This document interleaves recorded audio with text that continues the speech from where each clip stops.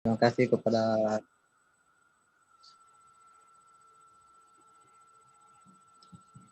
langsung saja. Assalamualaikum warahmatullahi wabarakatuh. Waalaikumsalam warahmatullahi wabarakatuh.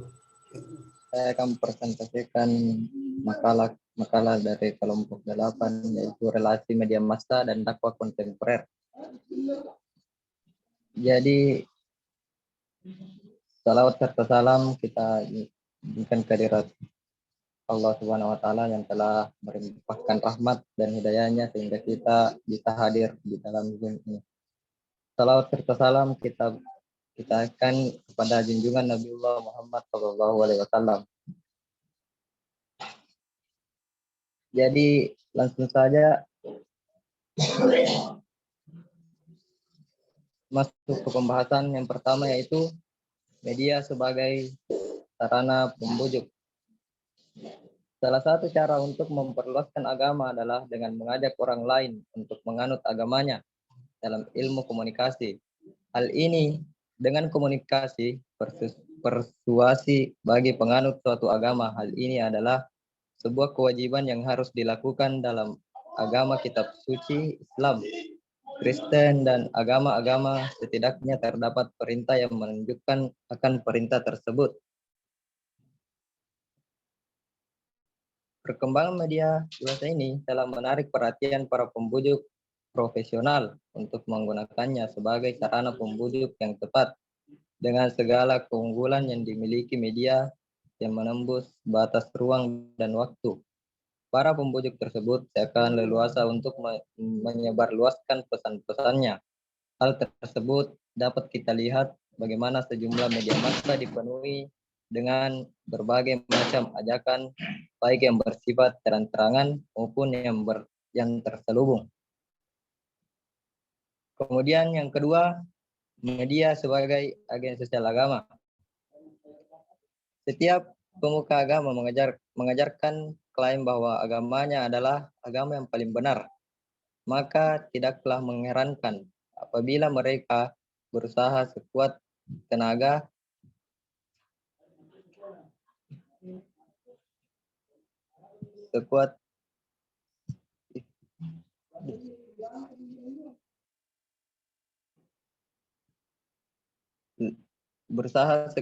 untuk memperkenalkan dan menyebarkan agamanya. Lebih-lebih dalam agama yang mereka anut, terdapat kewajiban untuk menyebarkan agamanya dan mengajak orang di luar mereka untuk menganut apa yang mereka yakini. Sosialisasi agama pada mulanya berlangsung secara lambat. Hal tersebut dikarenakan media yang digunakan adalah media tradisional yang memiliki keterbatasan, sehingga pesan yang dikirimkan memiliki keterbatasan pula. Kemudian yang ketiga yaitu kontradiksi konten media dengan nilai-nilai keagamaan. Media adalah suatu alat atau komponen untuk mengantarkan sebuah pesan dalam aktivitas komunikasi. Tentunya dengan demikian pada saat ini media memiliki peran penting dalam proses penyampaian dan penyebaran informasi. Media merupakan komponen untuk mencerdaskan bangsa. Media harus menyajikan informasi yang aktual, faktual, dan konstruktif yang tentunya tidak manipulatif, sehingga menjadikan anak bangsa menjadi lebih mudah untuk berpikir lebih jernih. Kemudian media adalah alat untuk menyampaikan pesan-pesan tertentu pada masyarakat yang berbentuk konten media. Konten tersebut tidaklah semuanya baik, tergantung dari pengelola media. Sekian, Assalamualaikum warahmatullahi wabarakatuh. Ya, saya kembalikan kepada Bapak.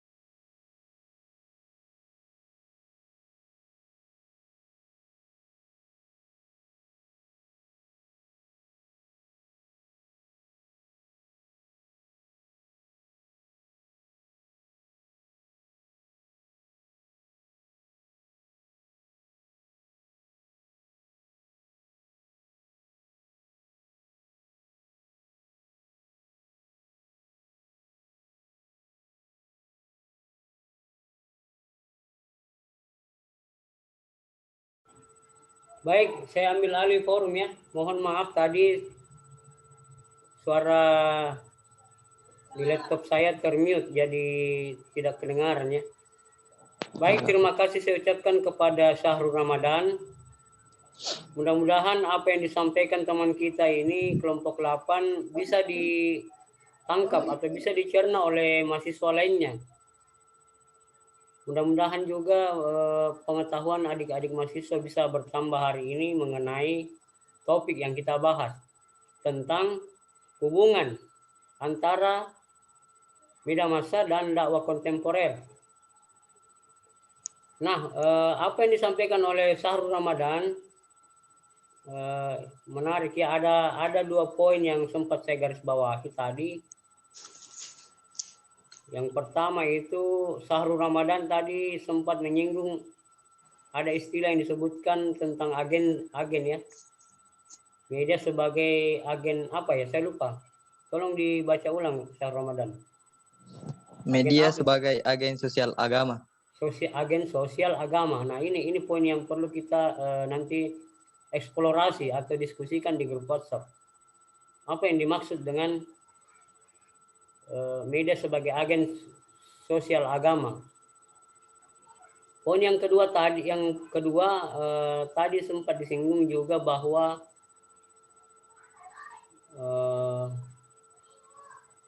ada manfaat yang diperoleh oleh agama tertentu ya dengan keberadaan media massa. Kira-kira saya menangkapnya seperti itu, tadi sempat disinggung oleh Syahrul Ramadan. Begitu ya? Atau bagaimana redaksinya? Tolong dibaca ulang secara singkat tadi.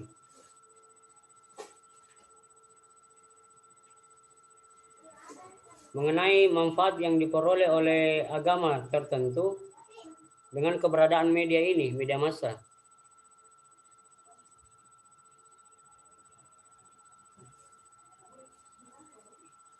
Di makalahnya ini tolong di-share nanti di grup WhatsApp ya, supaya saya dan teman-teman mahasiswa lain bisa membaca ulang, lalu kemudian kita diskusikan nanti di grup WhatsApp, karena ada beberapa hal yang menarik untuk kita bahas nanti. Terutama tadi yang mengenai media sebagai agen sosial keagamaan. Baik, Ketua Rombel sudah masuk ya? Ketua Rombel, mana Ketua Rombel? Ada Pak, sudah Pak.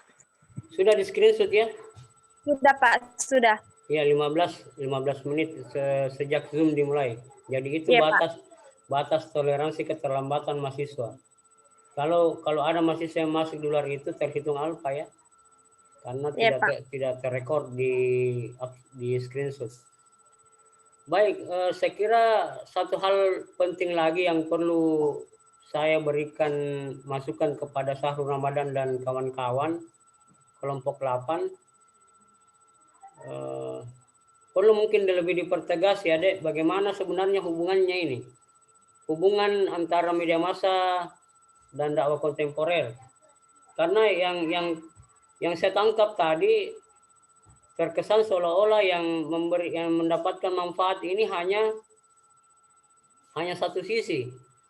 Hanya dari sisi pemeluk agama tertentu atau lebih khusus lagi Islam. Dalam artian bahwa umat Islam memperoleh manfaat yang banyak dengan kehadiran media massa, karena media massa di sini yang dimaksud oleh kelompok 8 dapat menjadi sarana berdakwah ya. Dan bukan hanya media massa, media sosial juga. Jadi media massa dan media sosial ini menjadi ruang-ruang baru dalam berdakwah. Tinggal bagaimana kemudian umat muslim memanfaatkan ruang-ruang berdakwah tersebut. Nah, itu manfaat yang kira-kira diperoleh oleh umat muslim. Khususnya bagi para pegiat dakwah, para dai, para ulama.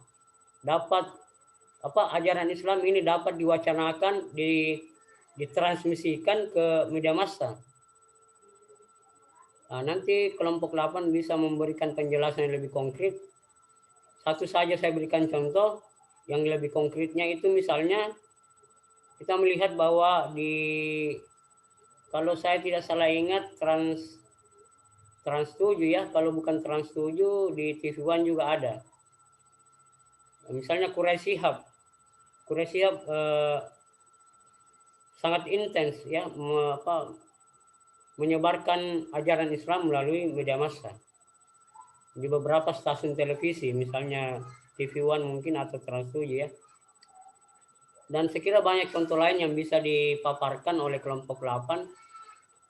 Nah, tapi yang muncul pertanyaan di sini, manfaat apa kira-kira yang diperoleh oleh media massa itu sendiri dengan menginformasikan atau mempublikasikan konten-konten atau siaran-siaran dakwah di medianya. Nah, itu yang menjadi pertanyaan untuk kelompok 8 ya. Karena tadi yang bahwa umat muslim memperoleh manfaat itu jelas ya. Nah, tapi di sisi lain media massa ini seperti apa? Kira-kira mungkin perlu dipikirkan ya, dicermati. Lalu kemudian kita masing-masing mahasiswa juga mungkin bisa menjawab ya. Nah, itu pertanyaan yang pertama dari saya. Yang kedua, saya menitip satu pertanyaan kepada kelompok 8. Saya meminta pandangan dari kelompok 8 ini. Dengan beragamnya konten-konten keagamaan di media sosial, bagaimana tanggapan kelompok 8 dengan wacana radikalisme yang tersebar di media sosial? Nah, itu pertanyaan titipan dari saya yang mungkin bisa dijawab di grup WhatsApp nanti. Bagaimana tanggapan dari kelompok 8 mengenai maraknya wacana radikalisme yang beredar di media sosial? Saya kira ini pertanyaan yang sangat penting dijawab dan penting untuk dijawab oleh mahasiswa, karena mahasiswa hari ini tergolong sebagai kaum milenial ya. Kaum milenial yang menurut beberapa penelitian ini lebih cenderung banyak belajar agama di media sosial, melalui media sosial. Ya, itu ya dari beberapa penelitian yang menunjukkan bahwa kaum milenial, generasi milenial lebih banyak saat ini lebih cenderung belajar agama itu melalui media sosial. Dan sisi negatifnya karena dari dibalik kecenderungan generasi milenial untuk belajar di media sosial ini, banyak juga yang terpapar radikalisme ya. Nah, itu bisa dilihat di beberapa penelitian. Nanti saya kirim satu contoh penelitian yang memaparkan bagaimana kemudian generasi milenial ini banyak terpapar radikalisme karena kecenderungan tadi bahwa generasi milenial saat ini banyak yang belajar agama melalui media sosial. Bukan berarti negatif saja ya, ada sisi positifnya, tapi negatifnya juga ada. Terutama yang negatifnya ini karena generasi milenial tidak mempunyai filter. Apalagi belajar agama ini mestinya dibimbing oleh ulama langsung ya. Maksud saya perlu bimbingan langsung. Tidak serta-merta menelan informasi-informasi keagamaan begitu saja melalui media sosial. Perlu semacam ada yang membimbing ya. Kalau kita belajar agama, berbeda dengan belajar ilmu-ilmu lain, itu mungkin bisa otodidak. Tapi kalau agama ini sangat riskan, sangat berpotensi untuk tersesat kalau kita tidak memiliki landasan yang kuat tentang ilmu agama. Itulah makanya dibutuhkan yang namanya ustaz, kiai. Meskipun itu di media sosial juga, kalau kita lihat memang yang menyampaikan ajaran agama itu kan memang para dai, para ulama, para ustaz. Tapi yang menjadi pertanyaan di sini, yang menjadi kecenderungan juga, bahwa tidak semua dakwah di media sosial ini mengusung ajaran yang moderat. Kadang-kala juga ditemukan ada ajaran yang ekstrim, yang radikal ada, yang liberal juga ada, yang ekstrim kanan, yang ekstrim kiri. Nah, yang kita harapkan dakwah di media sosial ini adalah dakwah yang moderat, dakwah yang wasatiyah, dakwah yang bisa merangkul semua golongannya tanpa menyinggung atau melukai perasaan kelompok lain, karena yang sering muncul juga adalah ujaran kebencian, saling menghujat satu sama lain antara kelompok satu dan kelompok yang lain. Nah, saya kira itu beberapa fenomena yang muncul di media sosial terkait dengan dakwah kontemporer. Saya kira kelompok 8 bisa melanjutkan diskusi ya. Syahrul Ramadan, tolong diingatkan teman-temannya yang 2 orang tadi yang belum sempat menyampaikan makalah di Zoom. Harapannya yang teman kelompoknya ini bisa membantu Syahrul Ramadan mengarahkan teman-teman berdiskusi di grup WhatsApp. Begitu ya, bisa dipahami ya Syahrul? Ya, baik, terima kasih saya ucapkan kepada Syahrul Ramadan dan teman-teman kelompok 8. Begitu juga dengan mahasiswa yang sempat hadir pada hari ini. Kita lanjut saja berdiskusi di grup WhatsApp.